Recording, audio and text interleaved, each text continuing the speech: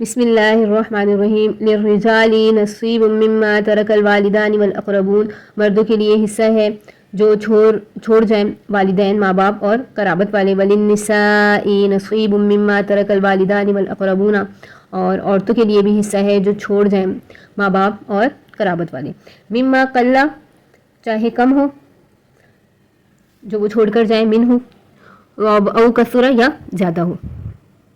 نصیبا مفروضا، حصہ ہے مقرر کیا ہوا.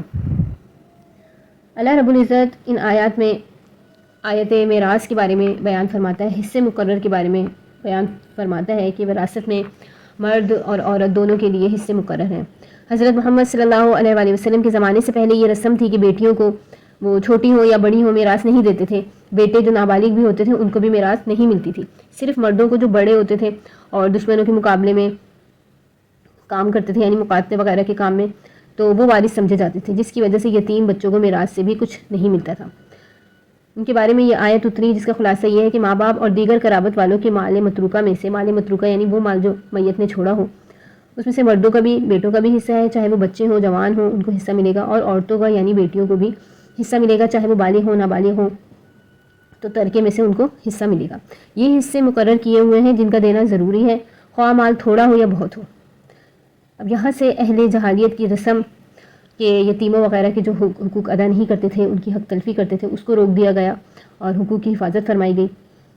اور اس سے آگے آیات میں بھی ورثہ کے حصے کے بارے میں اللہ رب العزت نے تفصیلاً بیان کیا اور ایک ایک کے حصے کو بیان فرمایا کہ مرد کا کتنا حصہ ہے، عورت کا کتنا حصہ ہے، پھر بیوی کا کتنا حصہ ہے، اولاد کی موجودگی میں، اولاد نہ ہو تو پھر، اور ان تمام حصوں کو اللہ رب العزت نے جو ہے نصیب مفروضہ فرمایا کہ حصے مقرر کیے ہوئے ہیں، یعنی اللہ کی طرف سے یہ لکھے جا چکے ہیں، مقرر ہو چکے ہیں، اس میں کمی پیشی یا اپنی مرضی کرنا جائز نہیں.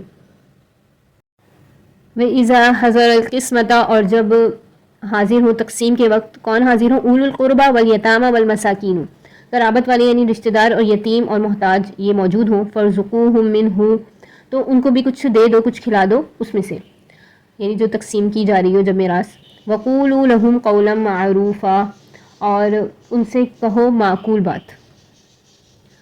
وَلْيَخْشَ الَّذِينَ لَوْ تَرَكُوا مِنْ خَلْفِهِمْ ذُرِّيَّةً ضِعَافًا خَافُوا عَلَيْهِمْ، اور چاہیے کہ ڈریں وہ لوگ کہ اگر چھوڑی ہے اپنے پیچھے انہوں نے ذُرِّيَّةً ضِعَافًا، کمزور اولاد، ضعیف اولاد چھوڑی ہے، خَافُوا عَلَيْهِمْ، تو وہ ان پر اندیشہ نہ کریں کہ یعنی ہمارے پیچھے ایسے ہی ان کا حال ہو. فَلْيَتَّقُوا اللَّهَ، اللہ سے چاہیے، ان کو چاہیے کہ اللہ سے ڈرے. وَلْيَقُولُوا قَوْلًا سَدِيدًا، اور چاہیے ان کو یہ کہ وہ کہیں سیدھی بات، سیدھی سچی بات.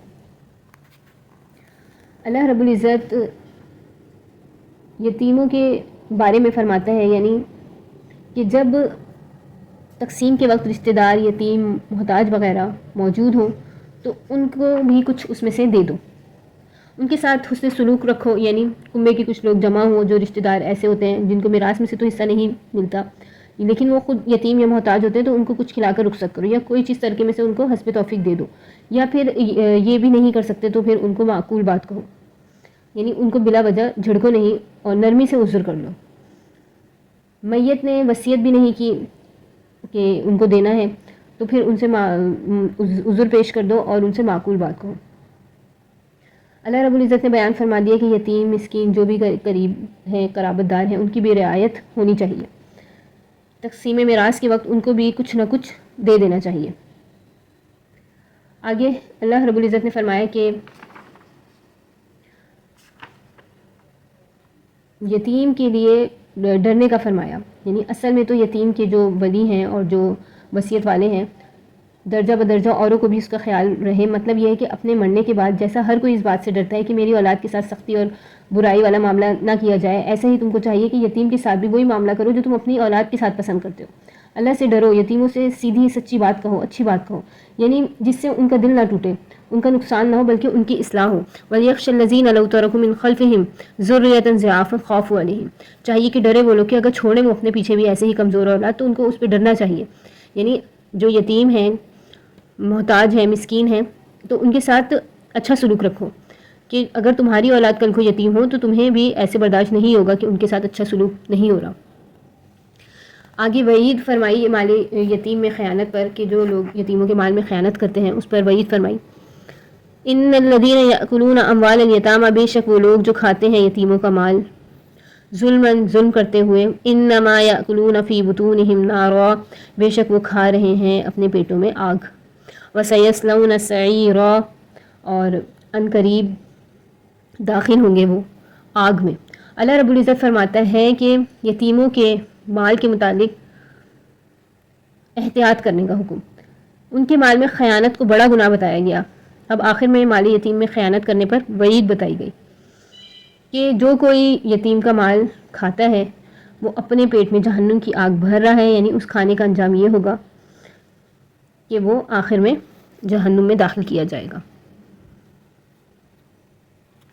اللہ نے پہلے یتیموں اور مسکینوں کے ساتھ اچھا سلوک کرنے اور ان کا مال نہ کھانے کے بارے میں فرمایا.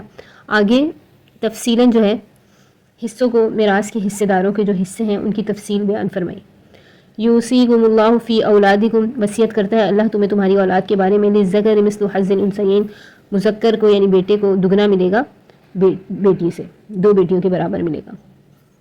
فإن کن نساء فوق اثنتین فلہن ثلثا مما ترک، اور پھر اگر صرف عورتیں ہی ہوں، فإن کن نساء، عورتیں ہی ہوں، بیٹی ہی ہو، فوق اثنتین، 2 ہوں یا 2 سے زیادہ ہوں، فلہن ثلثا، تو پھر ان کو ثلثا ملے گا. ثلثا یعنی 2/3 حصہ ملے گا. ما ترک، جو بھی جو ہے میت چھوڑ کے گئی ہے ان کے لیے. وَإِن كَانَتْ وَاحِدَةً، اور اگر ایک بیٹی ہو، فَلَهَا النِّصْفُ، تو اس کو آدھا حصہ ملے گا. وَلِأَبَوَيْهِ، اس صورت میں کہ بیٹا موجود نہیں ہے، ایک ہی بیٹی ہے تو آدھا ملے گا. وَلِأَبَوَيْهِ لِكُلِّ وَاحِدٍ مِّنْهُمَا السُّدُسُ، اور ابوی کہتے ہیں ماں باپ کو، اور ماں باپ کے لیے ہر ایک کے لیے ان میں سے چھٹا حصہ ہے. مما ترک ان کان لہ ولد، کہ جو چھوڑا ہو اگر اس کے اولاد موجود ہو تو چھٹا حصہ ملے گا. فإن لم يكن له ولد، اور اگر اولاد نہ ہو، وورثہ ابواہ، تو پھر وارث اس کے ماں باپ ہوں گے، باپ ہوگا. فلأمہ الثلث، تو پھر ماں کا تیسرا حصہ ہے. ثلث یعنی تہائی حصہ، 1/3، 1/3 حصہ ہے. فإن كان له إخوة فلأمہ السدس، پھر اگر میت کے کئی بھائی ہیں، اخوا بھائی ہیں، فلأمہ السدس، تو پھر ماں کو چھٹا حصہ ملے گا. من بعد وصیۃ یوصی بہا او دین، وصیت کو یعنی جو وصیت کے ادا کرنے کے بعد اور ادائے قرض کے بعد، دین وغیرہ ادا کرنے کے بعد. آباؤکم وابناؤکم لا تدرون ایہم اقرب لکم نفعا، تمہارے باپ اور تمہارے بیٹے، لا تدرون ایہم، تم کو معلوم نہیں کہ کون زیادہ تم کو نفع پہنچائے گا. فریضۃ من اللہ، یہ اللہ کی طرف سے حصے مقرر ہو چکے ہیں. ان اللہ کان علیما حکیما، بے شک اللہ تعالیٰ جاننے والا ہے، حکمت والا ہے.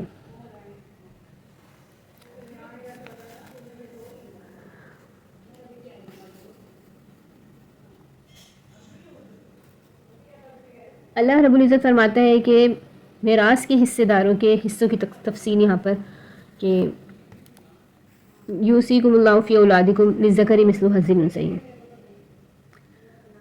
یعنی اقارب میں سے بیٹوں کو بیٹی سے دگنا ملے گا. قاعدہ ہے کہ ایک بیٹا اور 2 بیٹیوں کا حصہ برابر ہے، جتنا ایک بیٹے کو ملے گا اتنا 2 بیٹیوں کو دیا جائے گا. اگر ایک بیٹا اور 2 بیٹیاں ہوں تو نصف مال بیٹے کا اور نصف مال دونوں بیٹیوں کا ہوگا. اور اگر ایک بیٹا اور ایک بیٹی ہوگی تو 2 ثلث بیٹے کا اور 1 ثلث بیٹی کا ہوگا. لڑکیوں کی صورت میں وراثت کا بتایا، یعنی اگر کسی میت نے اولاد میں صرف بیٹیاں ہی چھوڑی، فإن کن نساء فوق اثنتین، 2 یا 2 سے زیادہ ہوں، تو پھر ان کو ثلثا، 2/3 ملے گا.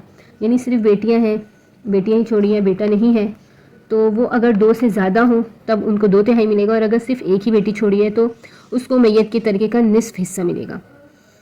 وإن كانت واحدة فلها النصف.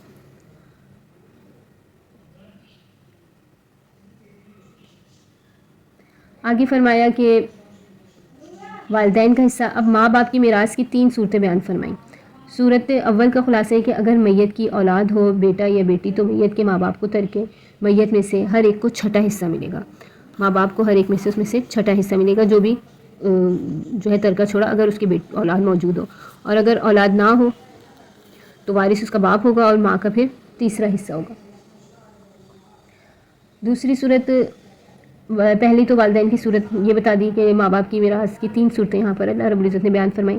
پہلی صورت یہ ہے کہ اگر میت کی اولاد ہو، بیٹا ہو یا بیٹی ہو، تو میت کے ماں باپ کو ترکے میں سے ہر ایک کو 6 حصہ ملے گا۔ دوسری صورت یہ ہے کہ اگر میت کی اولاد نہ ہو اور صرف ماں باپ ہی وارث ہوں تو اس کی ماں کو 1 ثلث ملے گا، یعنی باقی 2 ثلث اس کے باپ کو ملیں گے۔ یہاں فرما دیا کہ وارث اس کا باپ ہوگا، ماں کو 1 ثلث ملے گا۔